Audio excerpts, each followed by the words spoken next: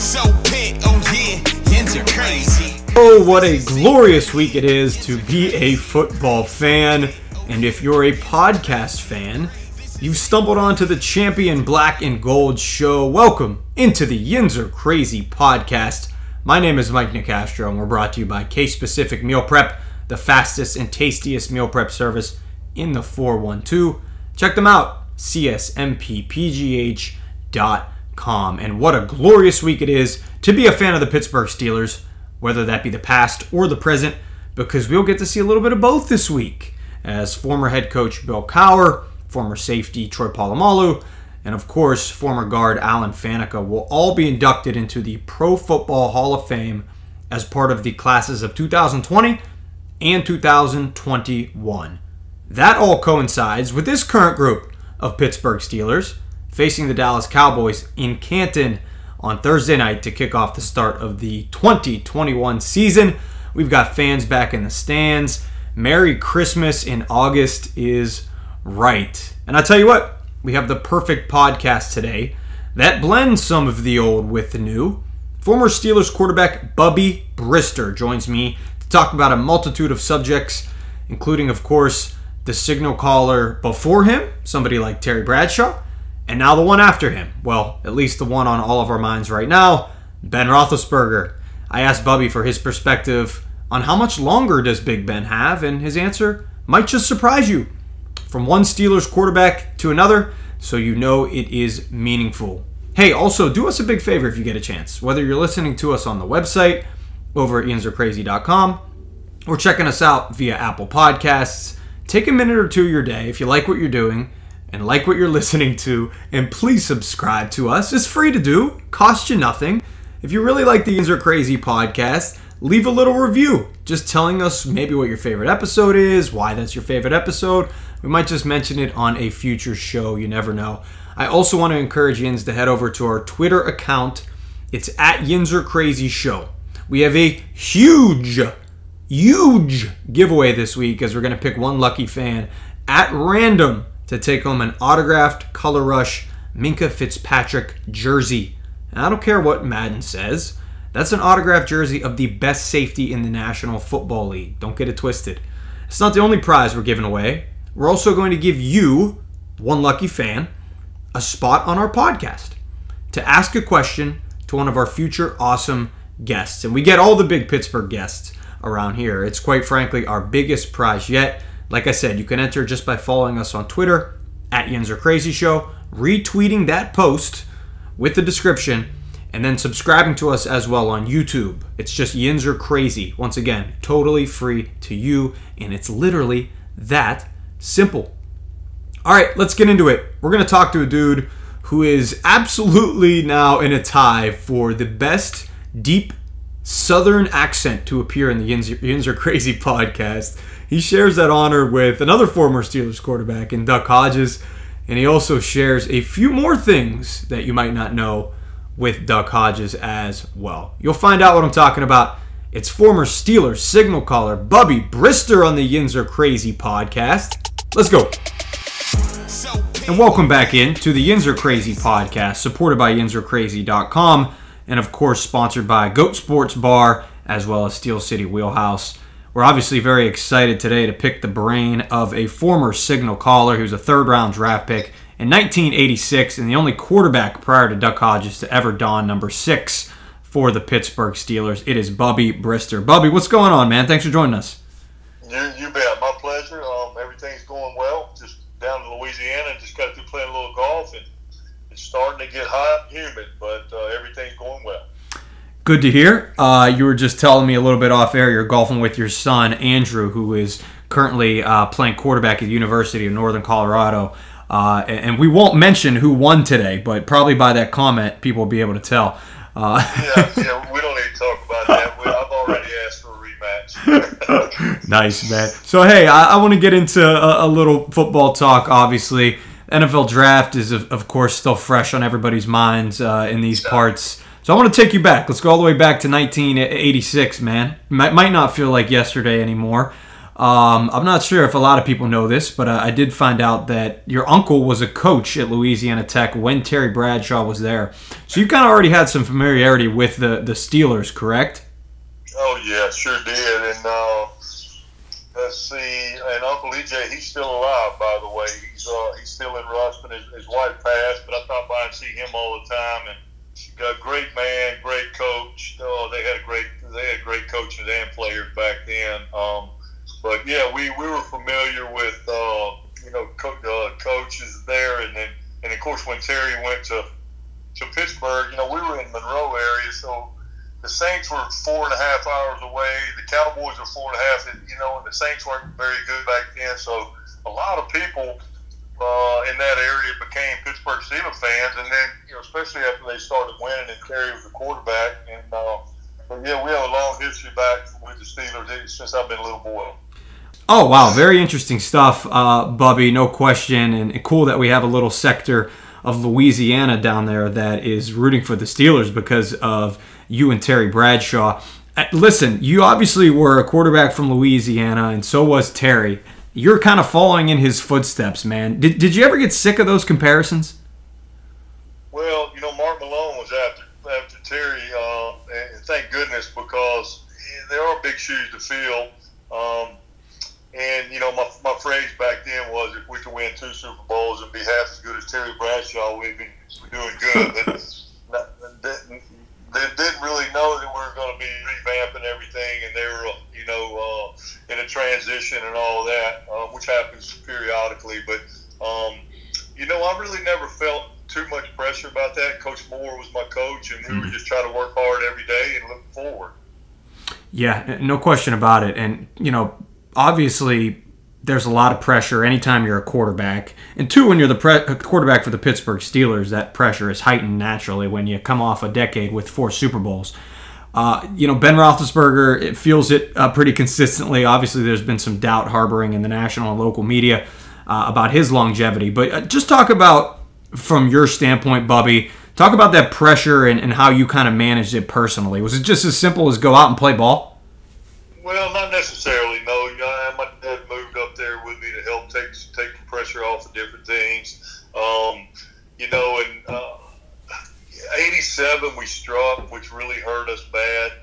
In 88 we had a tough time. I feel like if we didn't go through the strike and we would have had a couple, different draft picks possibly, we could have bounced back. But, like I said earlier, we were in a transition from the Super Bowl teams, and it took a while to do all that. Heck, it's almost, we got Rod Woodson eventually, and they got some other good draft picks, but there for a while it seemed like we had an uphill battle. And when you do play the quarterback position in Pittsburgh, there is a lot of added pressure. And I just was hoping 89 would have been earlier. And when we finally started bouncing back and winning some games and getting to the playoffs, but from 87, 88, there were 2 long seasons.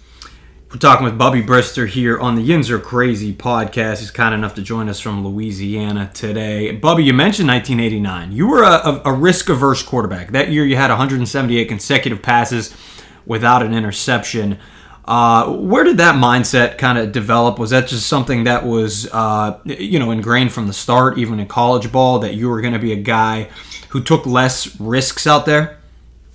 No, matter of fact, that's a shocker you even say that. I think I was more of a risk taker than anybody else. So I really didn't know that stat. What the credit I'll give is probably Tom Moore needs to get all the credit, and then some of the receivers that we had at that time. Of course, Louis was still there, and Merrill Hodge caught a ton of balls that year from me too. Yeah. So I didn't know that. One game we played, I think we played Detroit, and I threw 14 or 15 completions in a row, and I didn't know that till we got on the airplane. Did you know you're number 5? I wasn't one of those check down Charlie guys. I was trying to get it out there, so that's a surprising stat to me. Did you know that you're number 5 in NFL history, 62 postseason passes without an interception? I did not know that. So I was thinking, man, you're probably watching these playoffs, or at least you're going to start, and all these young guys coming up, you got to be rooting for them to throw picks early and often. You got to stay in that top 5. I'm in a quarterback family. We don't want to throw interceptions. I threw enough of them I hear you, man. So, hey, listen, I want to pick your brain a little bit on the current situation of quarterback for the Steelers. I'd imagine your heart is sorted into some pieces. Some of your heart is with the Steelers, some of your heart with the Broncos, and some other teams, of course, mixed in there. Right. Ben Roethlisberger is obviously always the flavor of the week here in town, man. He's 39 years old. I'm sure you watched from afar last season as the Steelers kind of collapsed. In your opinion, can Big Ben still get it done here in Pittsburgh at this age? Oh, I think so, no question about it. And it goes back to, when you play quarterback, everything's got to be going well around you. Even from the coaching staff to the players, you're only as good as the people around you playing quarterback. There's not many people. Archie Manning comes to mind. He might have been the best quarterback on a bad team. So if things are falling apart around you and you have no control over it, it's going to make you look like a bad quarterback. Does that make sense? Yeah, it definitely does. Yeah, so when everything's going well for you, like early in the season or whatever, you look like you can still play, and Ben can still play. He can probably play 2 or 3 more years if the supporting cast around him is playing well and they're healthy, and a lot of things go into play with that. But you know what? I can't see anybody else playing quarterback next year or two for the Steelers other than Ben. It's just going to be tough to see a new guy come in. But I know it's eventually going to happen. But yes, sir, I think he can get it done. Interesting stuff from the brain of a former quarterback in black and gold. And you know what, to your point, obviously, when you have the league's worst rushing attack, obviously that's going to affect the quarterback play as well. And Ben Roethlisberger felt that last season. So good to hear that he's on board with our side, that Big Ben can still get it done. Bubby, let's get you out of here on this, man. Obviously, the Steelers have had just a ton of good fortune and been blessed with tremendous coaches with great longevity. One was Bill Cowher, who you didn't get a chance to play for because he transitioned into a new era, and he's getting elected, of course, into the Hall of Fame this coming year. But the late great Chuck Noll, man, I want to pick your brain a little bit. Tell me about your relationship with him. What were some of the traits that made him such a good coach and a good man? Well, coming in, I played a little bit as a rookie. Of course, I wasn't ready. But the second year, like I said earlier, we struck, which hurt me a lot.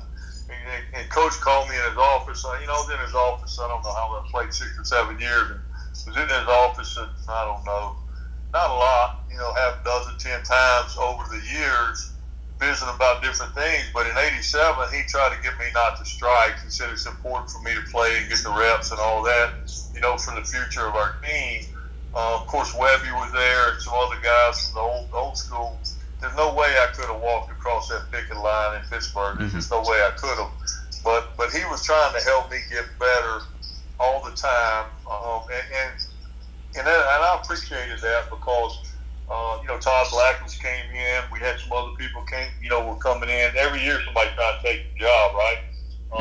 But he seemed like he was loyal to me, and he would help me, along with Tom Moore, do extra, give you a pat on the back instead of dogging you out when you needed it. So I really respected Coach Noll for that. And, when in '89, when we played well enough at the end to get the playoffs, I thought we were back on track and we knew the system and all that. And then, they chose to go another way with Tom Moore and Chuck. And I'm like, well, hell, Tom Moore left and Coach Noll left. Guess who's next? And I was next. I'm sure you would be the first to say it's the nature of the business, right? Such a cutthroat league.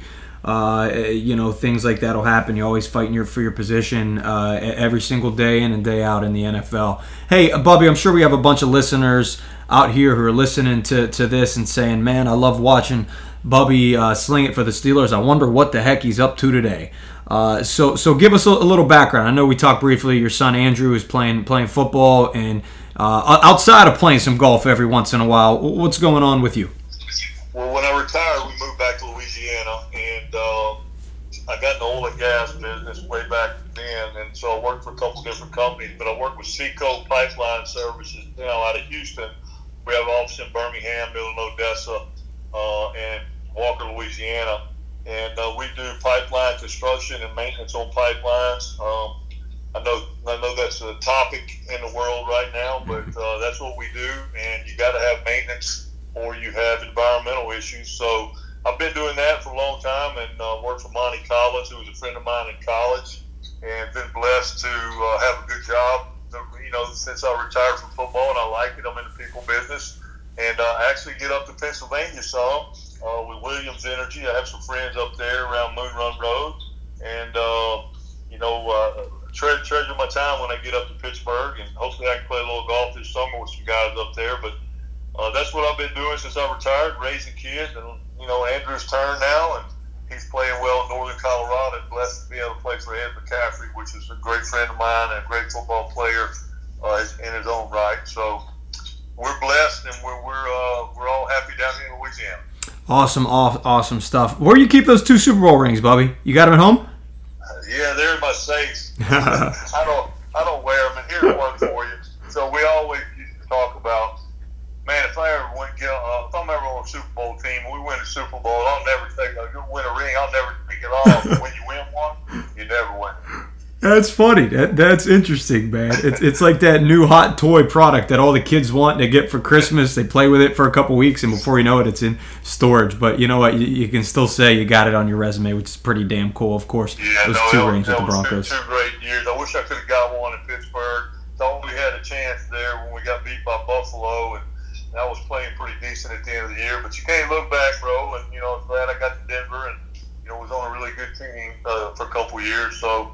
At least I got a taste of it. And like I said before, blessed to have a career like that. No question. Always legend in Steelers folklore, that's for sure, regardless. Bubby Brister, you're a good man. Thanks for joining us. Maybe if you spend significant time, if you spend some significant time in the Burgh, give us a call. We'll get you a steak and a beer, and thanks so much for doing it. Yeah, you got it. Y'all have a great weekend. I want to say thank yous for tuning in. If it's your first time checking us out, if you're a long-time subscriber, listener, we hope you enjoyed it. Hope this brought you some joy throughout your day as we're getting you ready for Steelers football all the time here on the Yinz Are Crazy podcast. There's certainly some major headlines there. I mean, Bubby talking about Big Ben, saying he thinks he's still got major juice left in the tank. I mean, I think he basically alluded to the fact that the Steelers didn't give Ben much to work with last year.